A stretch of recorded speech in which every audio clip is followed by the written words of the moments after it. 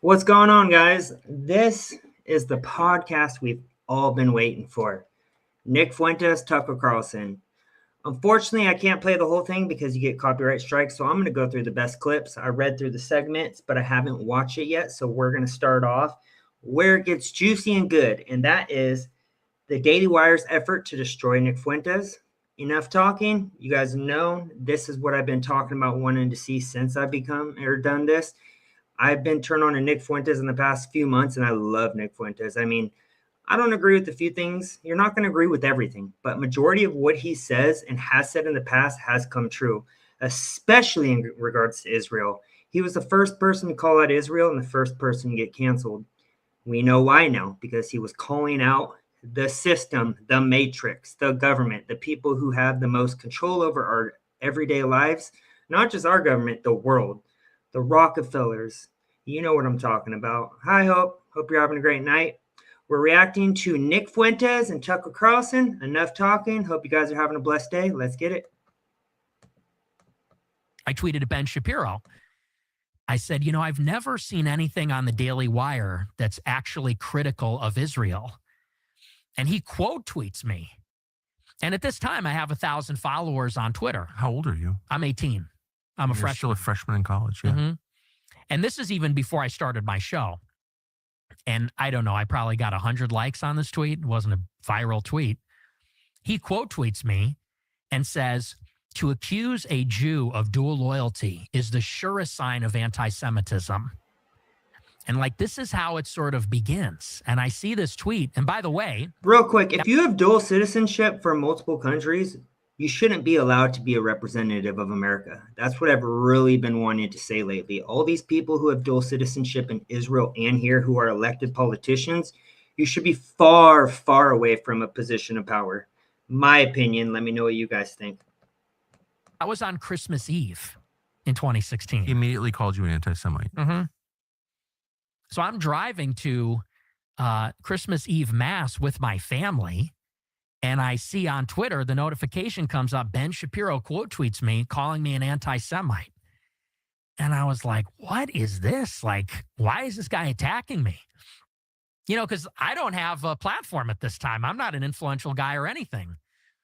And so then I put out another tweet, similar. I said something like, if you're China first, you should live in China. If you're Mexico first, you should live in Mexico. If you're Israel first, maybe you should go live in Israel. And again, he quote tweets me and says, you're an anti-Semite. Completely agree. And I'm going to have to pause it a couple times. Otherwise, you get copyright strikes. You need to input your opinion in order to have these videos on your platform. So I'm sorry, I'm going to pause it a little bit. But yeah, if you're not America first, go move to whichever country you are first for. If you were Israel first, Ted Cruz, who I used to like, move to Israel. No one will judge you, but you can't be a politician in America if your first regards and the policy decisions you make is not America first and instead another country first. And Ted Cruz has said that on record on a Tucker Carlson interview. And it is just mind-boggling that we're still allowing these people to be politicians in America. Right. That same night? This was, I think, a couple weeks later. Happened a little bit further down the line. And so... Were you surprised that he knew you were? Yeah, I was. I was surprised at why he cared. Yeah.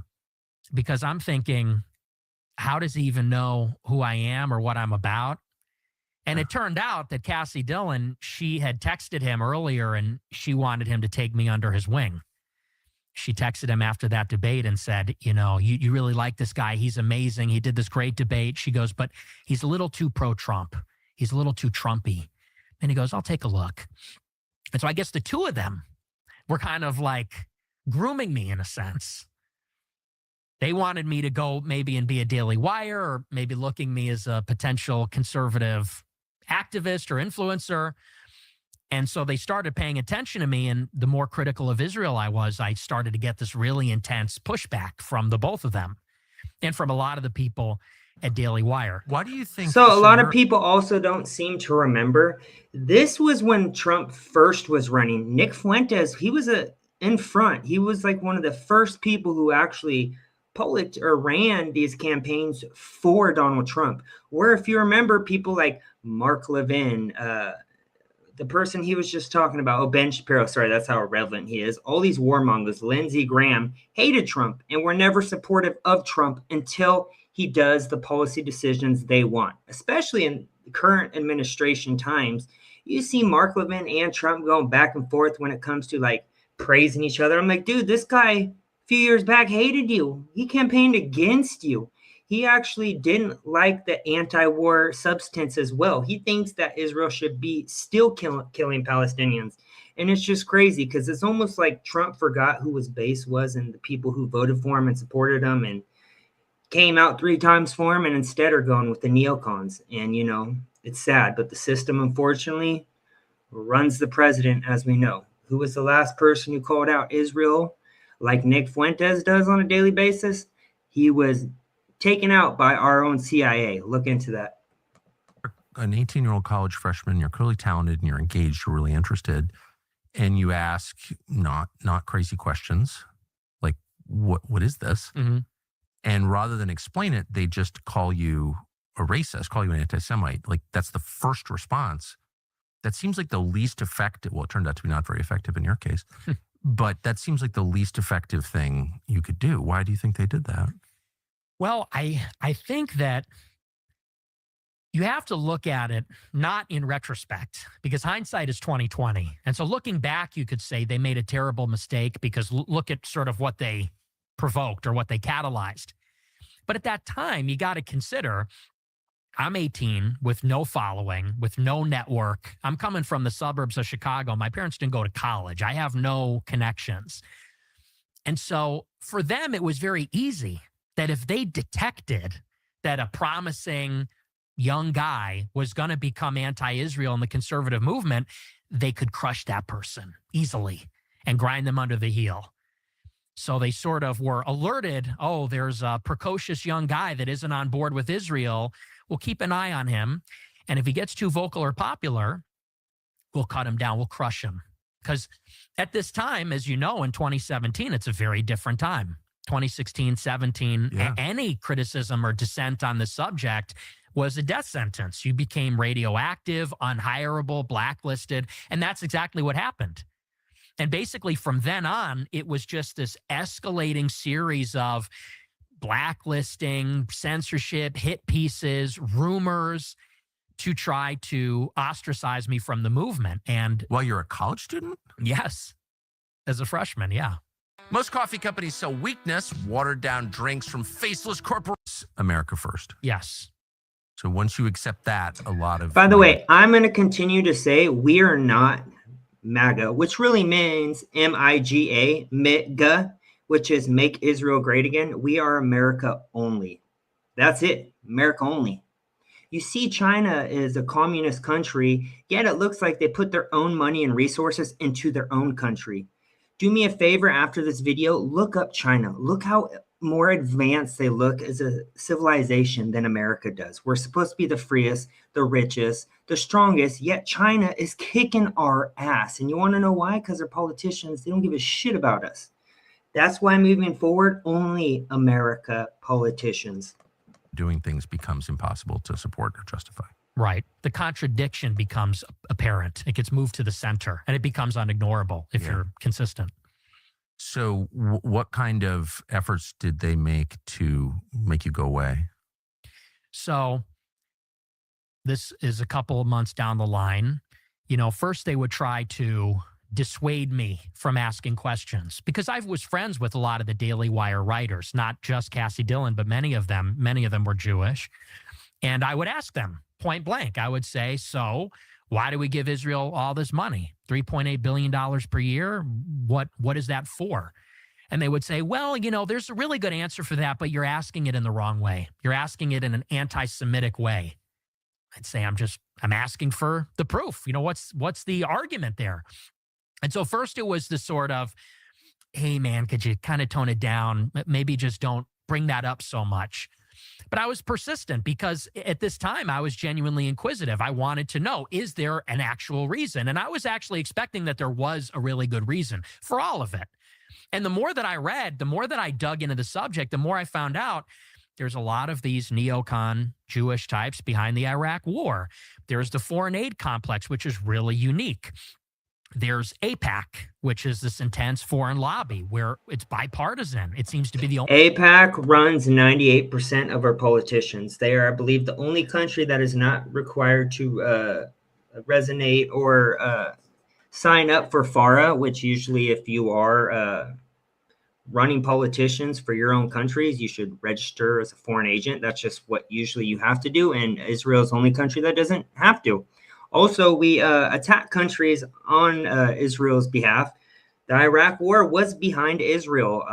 Iran conflict, that was behind Israel. I mean, Epstein, Mossad, behind Israel. They are blackmailing these politicians. And I don't think that Trump is on the Epstein files, but I do believe that he has donors that were involved. That's for damn sure. Only thing that the parties can agree on. And so it just made me burn more with curiosity. So I just kept asking them. And eventually they said, you know what? We're not going to talk to you anymore. And these are my friends. I met them, went to Christmas parties with them. And all of them one day said, you're done. We're blocking you. We're never going to speak to you again. We're never going to have you on our show. And I said, wow, like this seems like inhuman. I'm struck by how impersonal this is. Like here, I thought we're friends. We're all conservatives. Maybe we disagree on one issue. Now I'm being canceled by the right. So I was shocked by this. When was this?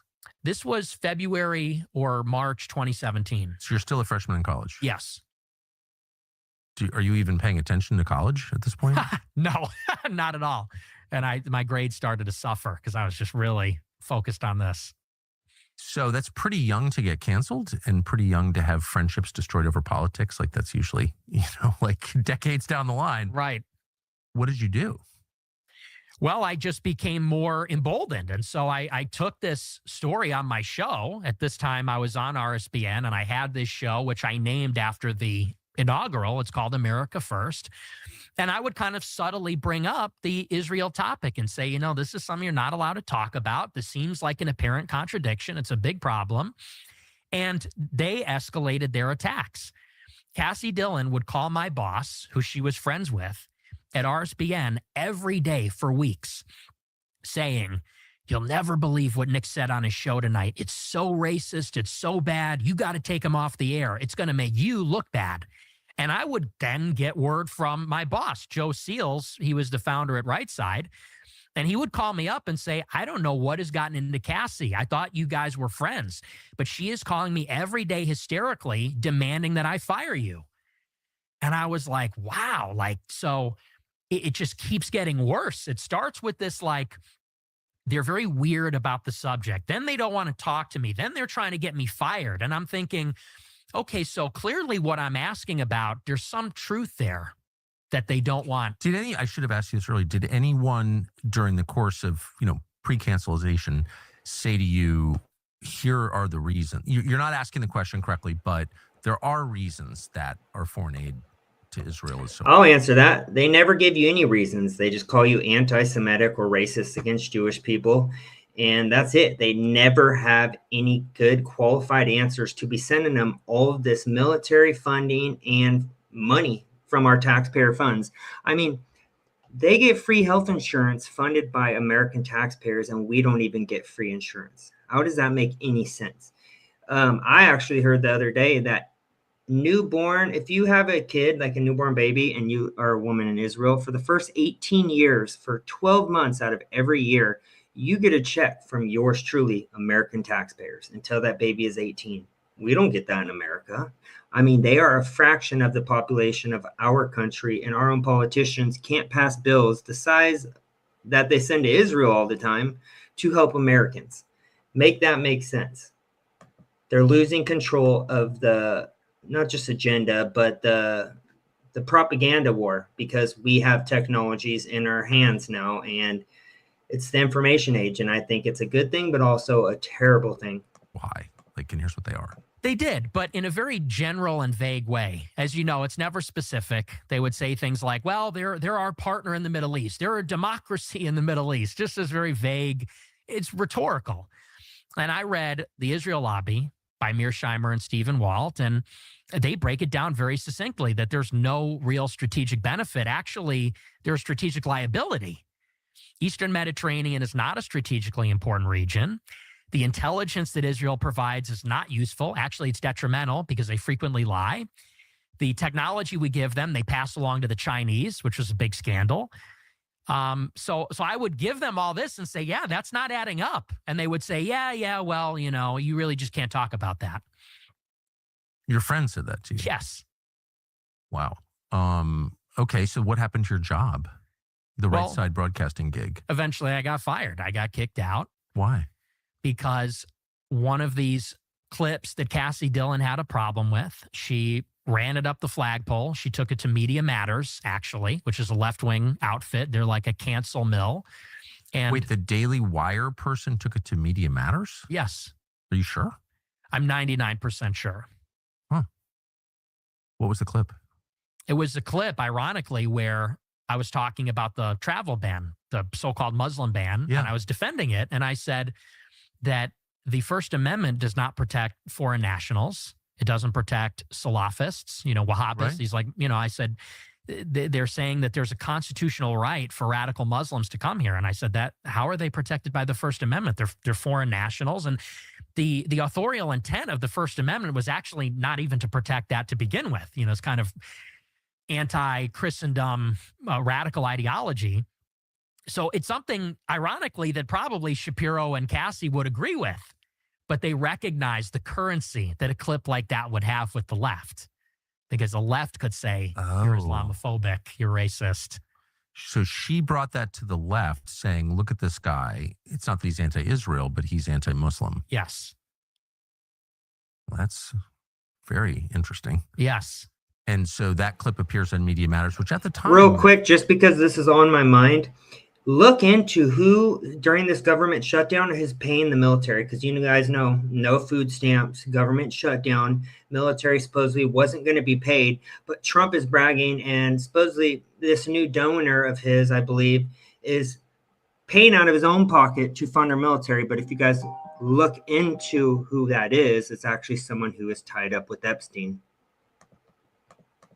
I was the subject of a lot of attacks from them at the time. And people kind of listened to them. Yeah. Including on the right, they listened to them. Yes. So what happened? So I had to write an apology. My boss called me up and said, you need to apologize for what you said. For being anti-Muslim. Yes. And so I didn't write, I'm sorry, but I had to write something like, well, I should have chosen my words more carefully and this, that, and the other. And ultimately, then they fired me. Anyway. A couple weeks later, yeah. What was the pretext for that? Well, they wanted to get in the White House press office. They wanted a press pass. And they said, it's the stuff you're saying on the show isn't like a good look for Right Side. They're not going to let us into the White House if you're with us. But the pressure in this scenario came exclusively from the Daily Wire. Yes. Yes, because, and here's how I know why. My show got maybe 100 live viewers every night. Not a powerhouse show. No. So the Media Matters was not onto me. They were put onto me by people in the right that wanted me canceled. Yeah, well, that's interesting. So then what do you do? You're failing in school. Your show just got canceled. What's your plan now? So I dropped out. College. Mm-hmm. Yep. And I hated college, and it was very expensive. Even I had a substantial scholarship, but it was still expensive, and I didn't like it. So my plan was that I was going to go to a different college. I might work for a year, make some money. And eventually I got the show back about a month later. They came back, and by popular demand from my 100 viewers who were very dedicated, Right Side offered me the show back. And so I took the show again over the summer. And then I applied for a job at the Leadership Institute. That was kind of the next big saga. But you didn't get that job? No, I did not get the job. Why? Well, I was told, because I knew people that worked there, that were field representatives there. It was a field representative job. And so I went out for a job training at the end of July 2017. So after that second semester, And I applied for this field rep job. It was this 2-week training. And I go there, and on the first day of the whole thing, they go around the room of all the prospective applicants. It's like a big tryout, basically, for 2 weeks. And they wanted to get everybody to break the ice and know each other. So we did introductions. They said, say your name, how old you are, and why you're a conservative. And at this time, people are not where, let's say, we are right now. They're not America First. They're not anything like, they're not talking about great replacement. That's not on the radar for them. So you go around the room and you hear stuff about small government, free markets, personal responsibility, that sort of thing. And they get to me and I said, well, I'm a conservative because we're losing our civilization because of mass immigration. America doesn't resemble America anymore. France is no longer France. I said, and if we don't conserve the demographics, forget about the rest. That's what we need to conserve. And I said that. And I was told later on that at that moment, I was immediately... Hope always with the great points. When they all have in common, they're very loyal to their money donors. I think we need to stop getting rid of donors altogether. If Americans want to contribute, that's fine. Then you can do it. But I just don't see the point in all this money. I feel like maybe a presidential election, but for your state, you could just campaign through the state. I don't see the point in donors because donor controls the policy decisions. And AIPAC is actually the #1 controller over our politicians. 98% across the board for both sides. Let's repeat that. Qualified by the people that were running the job training. On what grounds? They said that was too far right. That was too extreme. Worrying about who lives in your country is far right? Apparently. When we started this show, we were looking for a very specific sponsor. We wanted, these are made in the United States in Wyoming at their from a normal home. My parents are Catholic. They're married. We came from a relatively affluent suburb. I went to Lyons Township. That's like a very affluent high school. In other words, I didn't wake up as like the son of, William Luther Pierce. I wasn't like a skinhead or something. I was like a normal guy that was like, yeah, like country's too diverse. We're too pro-Israel. Like this is reasonable.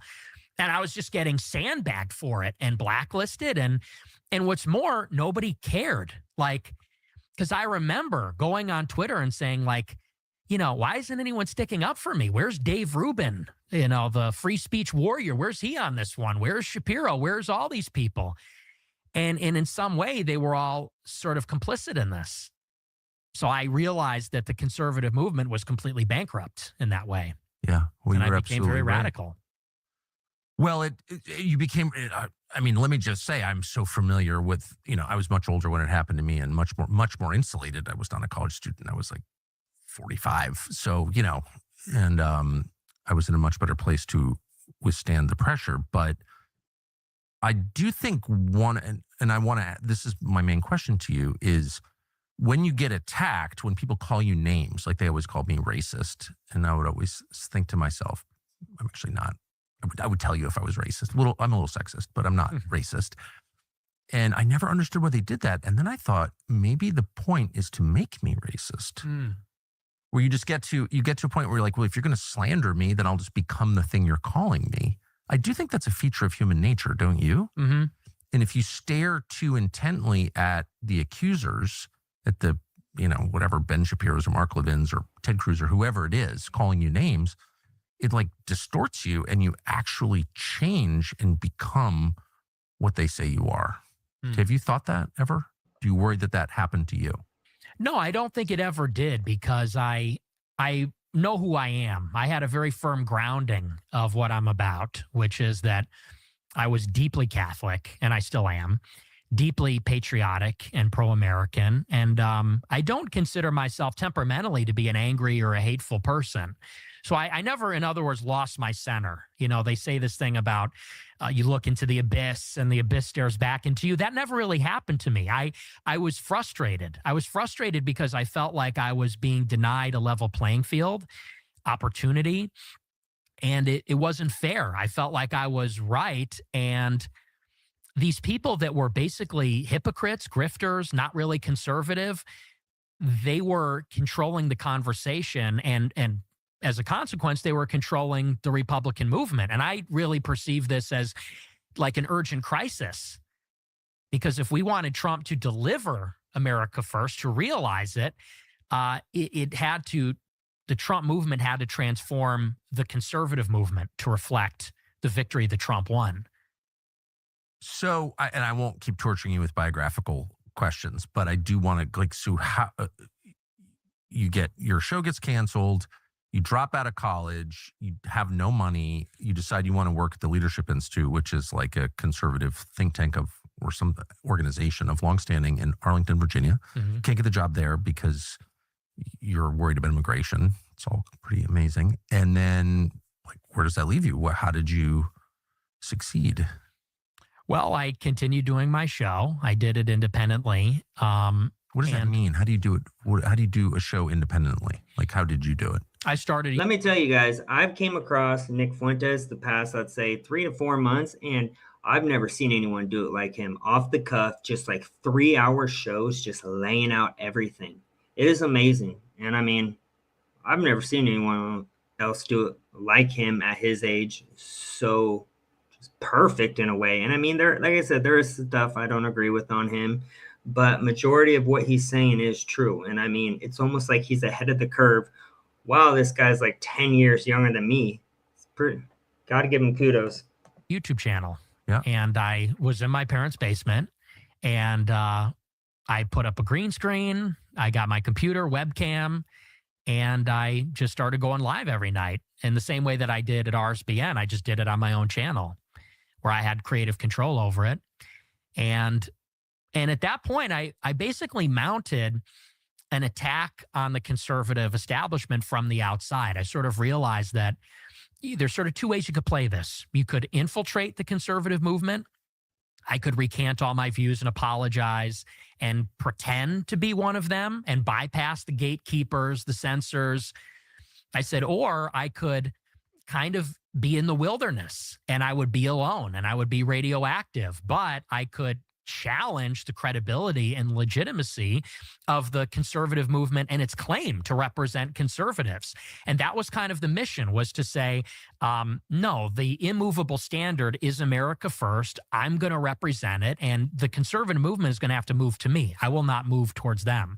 And I thought, maybe I'll make money and maybe I won't, but I'm going to try it for a couple of years and I'll see how it goes. So, but the sight picture in your head was enemy is conservative movement. Yes. Do you think that was a good choice? Yes, absolutely. Rather than like, but why not like Antifa or,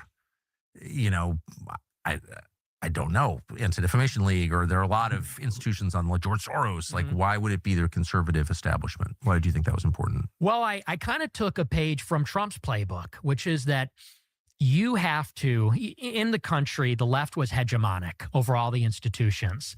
And you have this organized opposition to the left and the Democrats and all the left-wing controlled institutions. And the organized opposition comes from movement conservatism, the Republican Party, Fox News, the sort of constellation of conservative institutions. And I said, the problem is, whether you go Democrat or you go Republican, you're kind of just like getting the same thing. You're getting the establishment effectively. The opposition is basically controlled or moderated. It's not authentic opposition. It's not a true alternative. And so I said, we, and by we, I mean the true America First nationalists, we need to fight for the mantle of the opposition. And then leading the opposition, then we can take the fight to the left as the conservatives, as the Republicans, whatever. But first, you have to win that internal battle among the audience that the conservatives have. Because that's really the problem, is that they have usurped. The base is extremely conservative, extremely anti-left. But the Republican Party, like those that represent them, are not at all. A lot of them are atheists. A lot of them are gay. A lot of them are feminists. And so I said, like, we kind of need to rally like Trump did, rally the base against the establishment, and then take the fight to the left as the true alternative. And if you can win that, then you win the country. That was kind of Trump's model. What? I never thought about it like that. Go after your own side who aren't treating you or keeping up with their campaign promises, and then go after the left after that. That's a great point of view. I wish we would have done that from the get-go. Free when I went to Iraq. Let me know what you guys think. So That's a great thought process. Why focus on the left when our own side that we support isn't doing what they said they are? So let's call them out on their own shit, get that side fixed up, and then go against the left. Totally agree with that. I went and asked straightforward questions to Ted Cruz because that seemed like there's a sitting senator who's like serving for Israel by his own description. He seemed like a worthy target. I'm not going after MTG, who's like the most sincere like, why not go after Ted Cruz? I don't understand. Well, again, with Marjorie, I was a friend of hers, and she spoke at my conference, and then the day after, she pretended like she didn't know me. And that was in 2022. But it's a continuum. Like you said yourself, you showed up in college, like one set of views, they evolve as you interact with reality, as the reality itself changes, as like you learn things, you grow, like whatever, people change. Well, and look, now that everyone agrees with me, I will graciously forgive them for being But why so make hostile. it personal? Like, who cares? It's not personal for me. Like with Marjorie, if she wanted You know why it's personal? Because he actually took his time and own money and resources to campaign with these people and to help them out. And what did they do? The minute the machine told them what to do, they followed in lockstep. Even though I do have much respect for Marjorie Taylor Greene, I think she is a warrior. And I think a Thomas Massey MTG ticket in the future, that is America only. to be aligned or whatever, I would totally be on board with her. But where do you disagree with her? I don't know, because I don't know what her new views are. She's really only come around on Israel this year, and I've been talking about this issue for 10 years. And Right? Okay. All right. You win. But like, no, but it's not. But it's not like isn't that. it- It's just it's a little. It feels like BS to me that. And I said this on Twitter the other day. It's like I got treated like I didn't exist. Right, I get it. and canceled for 10 years for saying these things. And that's really where all this drama comes from. A time when there was this intense censorship and nobody was on board with this stuff. Like, again, Marjorie, she fired one of my people was working in her office. She fired that guy because someone found out that a Groyper was working in her office. And that guy got his life ruined, and she pretended like she didn't know me and lied and said, I had no idea the conference I was speaking at. She knew exactly what it was. And that's fine. But now that she's on the same page, there's like this expectation like, okay, well, why did you have a problem with her in the past? It's like, because she was on the other team in the past. Yeah. Well, so was everybody. Yeah. I mean, So what? People learn you can either forgive or not. I'm not going to judge him. All these people turn on him, and he was in his early 20s. I mean, could you imagine going through what he went through at his age? Be difficult. Now we're skipping to the Yee and Donald Trump special dinner. That was the first time I heard about Nick Fuentes, actually. First. And I guess, to the extent that I've been taken out of context over the years or things like that, I'm trying to set the record straight and say, and I appreciate you've given me this opportunity. These are my real views. I'm not one of those haters, let's say. yeah. Well, I think people should be allowed to describe what they think. Mhm. I mean, that's like a basic human autonomy question. Yeah. Like, if I want to know what you think, I should just ask you and let you talk. Mhm. Right? Yeah. So who's going to be president? Who should be president next? Who should be president? Well, yay, of course. Kanye. I want to speak on that. Isn't that crazy? All the stuff they said about Kanye now in today's society ends up being true. A lot of the shit he said sounded insane, but today ended up being true. I could see him one day running. I mean, he's a little too much for me, but I trust him more than their own politicians. I'll tell you that much. Dinner with Trump I did. and Kanye. Yes. What did you think of that? It was surreal because those are my two heroes. Those are my two number one heroes of all time. I've always been a Kanye West fan. You like the music first? Yes. The music, the fashion, everything. Really? Yes, Do you wear those weird one-piece shoes? I do. You actually do? Oh, yeah, absolutely. Like in public? Yes. You don't think that's cool? I don't know what I think. I'll get you some. I've worn the same clothes since high school. Don't ask me about clothes. I'm not good at that at all. That's hilarious. So you've always been a fan. Oh, and yeah, then huge you fan. described your love for Trump, like sincere Yes. childhood love for Trump. So what was it like to find yourself at dinner with them? It was, I mean, it was funny because it was literally Thanksgiving dinner. It was 3 days before Thanksgiving. So not only was it dinner, but I'm having Thanksgiving dinner with Ye and Trump at the same table. And these are like my heroes. And, I mean, the way that it went was sort of interesting. Ye is sort of shy. He deeply admires Trump. He loves Trump. And I like that about him because Ye really admires anybody that's an industrialist. He loves builders, visionaries, architects. He's very into that. So he has a deep regard for Trump. And so at the beginning, it was a little awkward because he wouldn't talk. And he was sort of shy. Yay. Yes.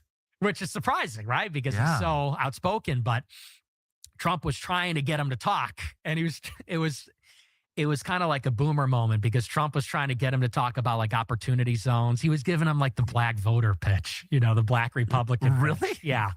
And I was like, dude, like he's not that kind of Republican to say the least, Fair. At this point, I think people So know what that. were you saying? Well, so eventually, Trump didn't have a lot of luck with him. So he's kind of fielding the table and he's talking to me. And Trump does like other people to talk. yes. It's- Well, he likes to talk too. He does, for sure. Yeah. But he asks questions Yeah, he does. more than you would think. Well, he's a good guy, fundamentally. Yeah. He's a very warm guy. So he was asking everybody, what's up and who are you? And we got to talking. And, I guess it was going too well because I was being very complimentary of Trump. And Ye was kind of kicking me and saying, like, a couple days prior, we were talking about if Trump and Ye wind up on the debate stage, what is that going to look like? And I was coaching That Ye. would be amazing. I think Ye might say some crazy but truthful stuff to Trump if that was today in a debate. But I would have loved to be in that room at that time when they had dinner. That's awesome. Hey, like these are his weak areas. Like this is where we got to attack Trump. And so Ye was like, tell him what you were saying the other day. Tell him what you were saying last night. And I was like, dude, that's our playbook. Like we don't want to blow up our, and Trump was like, go ahead. Don't be bashful. Tell me, what is it? And I said, you know what? I said, I think you're one of the greatest living Americans. I said, I'm a young guy. I said, I really have nothing to say other than thank you. I have nothing but gratitude for what you've done for the country. I said, it's really not my place, to give you advice or correct you. And he said, no, don't be bashful. Tell me. And the story that I brought up was, this was really what sent me. In the first Fox News debate in 2015, in the Republican primary, Yes. Brett Baer, the first question said, raise your hand if you will not pledge to support the eventual nominee. Yes. And Trump raised his hand because that's what he was saying. He said, if I don't win, I'll run independent and I'll make Republicans lose. And so I brought that up and I told that story. And Imagine, remember how good the 2016 Trump debates were? Those were electric, just live. I mean, I would love to react. I wish we had those debates in today's society. But he was a dog back then. Not the same one he is today, unfortunately. I said, I feel like what was inspiring in 16 is that you were willing to let the Republican establishment lose. Like you were serious about blowing them up, such that you are not going to say, like Pat Buchanan, who I respect, but Sam Francis acknowledged that was one of his great mistakes, was ultimately endorsing Bush. I said, it showed you were serious. You were playing to win because you said, I will let this Republican Party crash and burn. I want to run as the Republican, but if I can't, I'll run independent. I said, and that's how I knew you were serious. And that's how I knew you were the guy. I said, and I feel like lately, this was right after Ronna McDaniel became the head of the RNC again. I was like, I feel like lately you're just behind all these people. I said, we're not here for Kevin McCarthy. We're not here for Ronna McDaniel or Mitch McConnell. I said, It ain't not true. I mean, for example, he's campaigning with Lindsey Graham, Randy Fine. These are neocons. And it's almost like Mark Levin and like, who's the neocon Republican? Nikki Haley are almost like running the policy decisions for this White House. It's very infuriating. we are here for you. Like we will die for you. We are loyal to you. I said, and when you did that, that showed you could win, and we rallied. I said, so I want to see more like that. I want to see you hit DeSantis, let's say, who was running against him. And he was like, oh, okay. He goes, oh, so you like that? It was right after he called them DeSanctimonious. Yeah. I said, that was awesome. You should have kept hitting him. He's like, oh, you like that? He goes, this guy's hardcore. I like this guy, he was saying about me. And so I was trying to just get his mojo back, and, gas him up a little bit.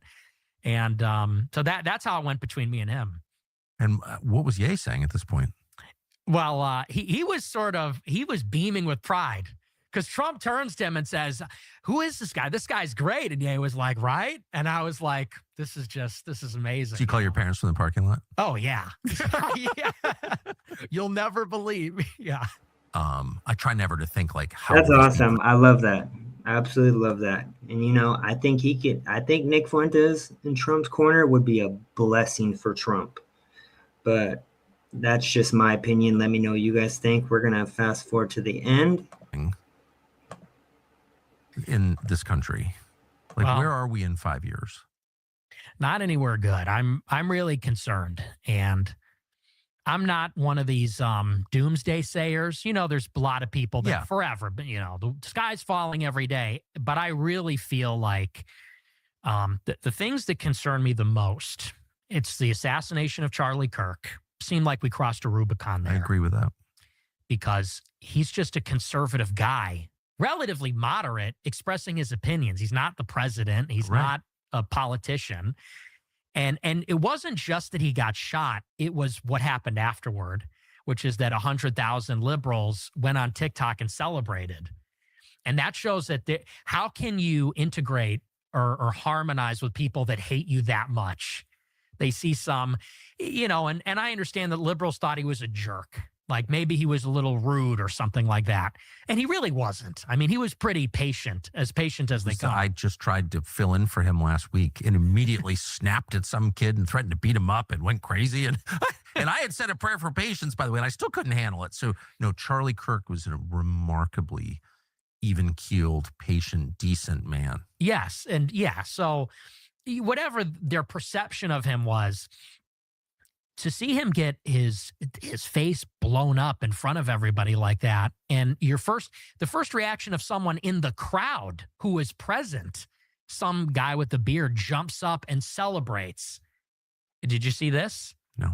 Some liberal kid in the audience jumps up and says, all right. I literally can't handle it. I'm so upset by it. Speaking about the Charlie Kirk assassination, look at what Candace exposed and said today on her show. I watched it on the way home, and it is insane. But she's been exposing a lot. And you know what? That's because he was a real friend, unlike all these other people who are calling her anti-Semitic for bringing up that he was skeptical about Israel towards his last days, and she put out picture proof that that she was scared Israel would take him out in his final days. And look what happened. Days later, what happened? Not saying that's for sure what happened, but it looks like that is what happened. It's disgusting. And I saw that and said, yeah, like there's no putting the genie back in the lamp here. That was one.